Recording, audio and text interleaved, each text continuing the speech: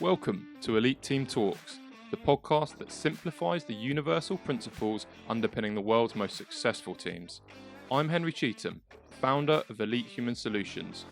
Join me as we venture into the minds of individuals who have created, led, researched, or been a part of history's most successful teams, from World Cup winning coaches to Special Forces leaders and the minds of Google. We're committed to presenting the most diverse array of thought leaders ever assembled. Through the stories and wisdom of our guests, we filter the noise, extract key insights, and deliver clear, actionable steps for you to build industry-leading teams and culture within your organisation. Welcome to Elite Team Talks. Hi everyone, I'm excited to officially welcome you to the Elite Team Talks podcast. I'm Henry Cheetham, your host and the founder of Elite Human Solutions. Firstly, thanks for joining us. And today I'll be sharing the story of how the Elite Team Talks podcast came to be.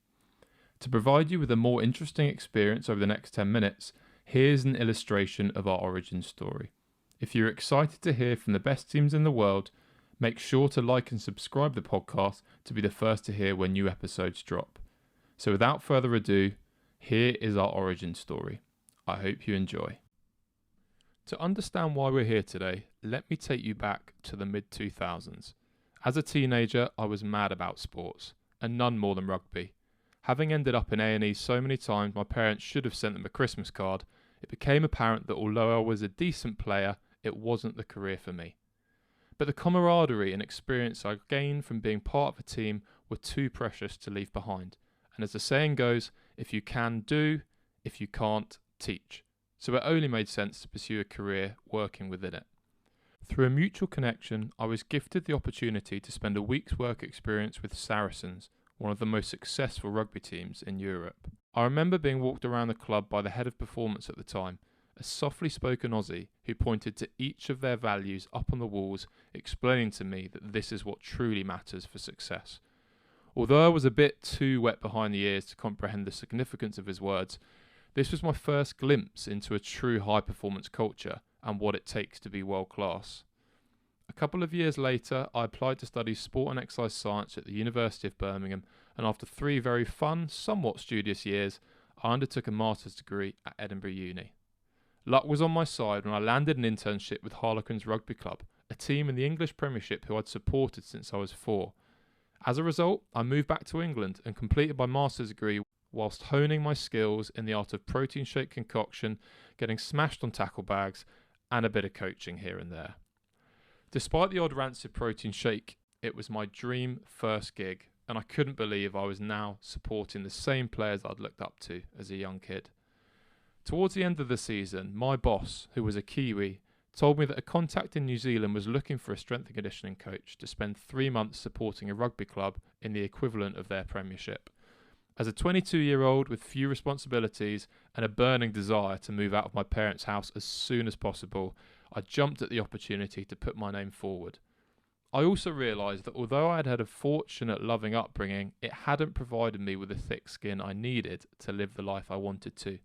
And an opportunity like this would be an amazing chance to step out my comfort zone. Following one of the most relaxed Zoom interviews imaginable, I found myself flying over the snow-capped mountains of New Zealand's South Island, about to embark on another dream opportunity to work in the sport and culture underpinning one of the most successful teams of all time, the mythical New Zealand All Blacks. Ever since watching the 6'3", 19-stone man-mountain Jonah Lomu run over half of the England rugby team as a young boy, I'd had a deep fascination with the All Blacks. Not to mention their ceremonial war dance, the haka, which they perform before every game. After more than a day of travel and a connecting flight to the bottom of the island, I finally touched down in New Zealand, the land of the long white cloud. My home for the next 3 months was a small city of 50,000 called Invercargill, or, as an unimpressed Mick Jagger once put it, the arsehole of the world. Known for its simple way of life at the bottom of the globe, I was greeted by my new boss and collected my bags from a corrugated iron hangar located on the other side of the car park. It became very clear that this was a far cry from where I'd grown up near London, or the land of the long white Range Rover as I like to call it. But then something magical happened Within a fortnight, I felt more connected to this community and its people than anywhere I'd ever lived. From deep-sea fishing in the Pacific to stag hunting in the Southland Hills, the Kiwis embraced me as one of their own, and unknown to them, it kick-started my journey of curiosity to uncover the reason behind such a profound sense of belonging. Could this be one of the keys to the enduring success of the All Blacks, I thought? Following a brilliant 3 months, I returned back to the UK.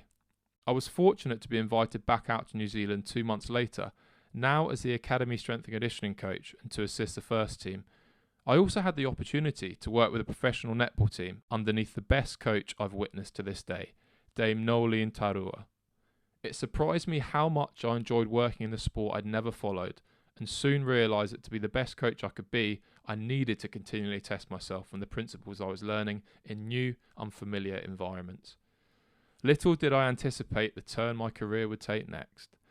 To my surprise, I was approached by the head rugby coach after just one season and asked if I would like to lead the strength and conditioning department for the whole club, or in his words, the big gig. To say this was an honour and a sink or swim moment was an understatement. Having been an intern less than 2 years ago, I now found myself leading a human performance department within professional rugby on the other side of the world at the age of 24. And needless to say, I made my fair share of mistakes. But I was fortunate to have a supportive group of players and coaches around me. And whilst it didn't feel like it at the time, these challenges were without a doubt one of the best things that could have happened to me, accelerating my development as a person, leader, and coach, whilst hopefully providing me with a little more wisdom than the average 20-something. Operating on a fraction of the budget we had at Harlequins, I was learning what truly underpinned high performance, and it wasn't big salaries, big names, or expensive perks. After 3 unforgettable years, with memories and friendships that would last a lifetime, I felt the pull to return home. I felt like I'd given all that I could, proud that we'd increased availability to previously unseen levels in professional New Zealand rugby, and most importantly, I'd learnt a huge amount along the way. I've been fortunate to spend time within other professional sports teams whilst I was there, picking the brains of All Blacks coaches and trying to understand what it was that allowed a country with a fraction of the population and budget to continually punch well above their weight, with more Olympic gold medals per capita than any country on earth. After receiving an extremely moving gift, a punamu, which is a Maori greenstone necklace of spiritual and cultural significance, I returned home with a huge amount of gratitude and a strong curiosity to test whether the principles I'd learned applied just as much in other environments. After some part-time work, I came across an advert to work with the British military. Having thought, who else more closely matches the values I want to work with, I decided to apply.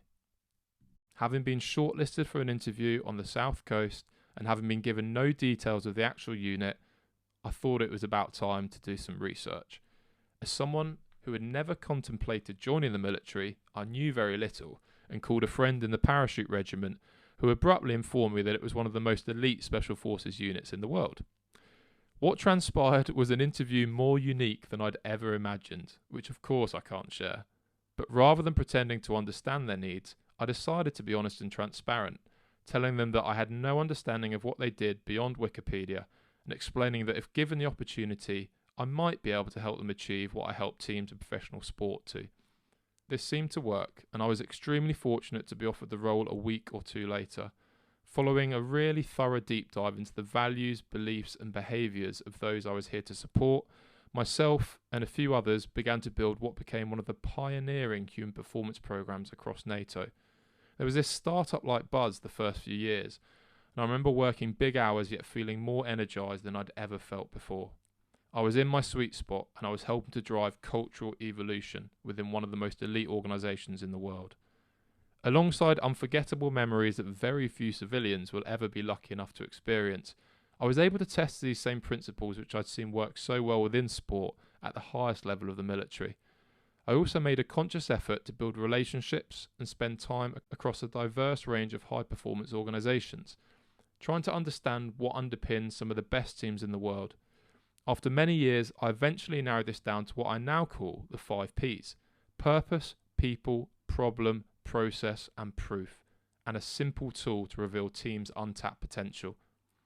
With the seeds planted, culture changed the goal, and visible cultural evolution present, I decided that after 5 years, it was time for the next challenge.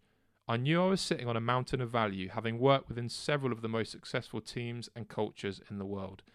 But I also knew that innovative teams of people, not governments, were going to solve our world's pressing problems.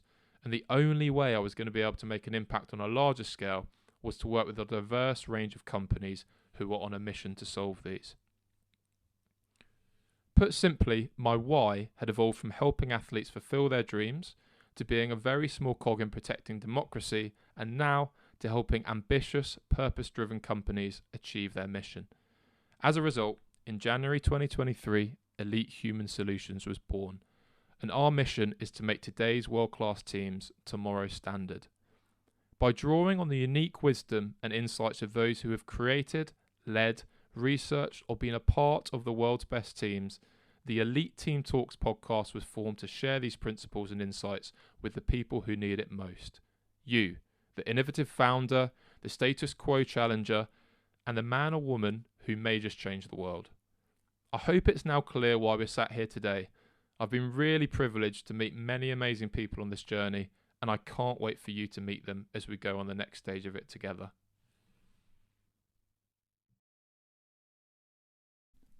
So there you have it, the origin story of Elite Team Talks. I'm excited to begin this journey with you, and to celebrate our launch, we're releasing 2 episodes right now.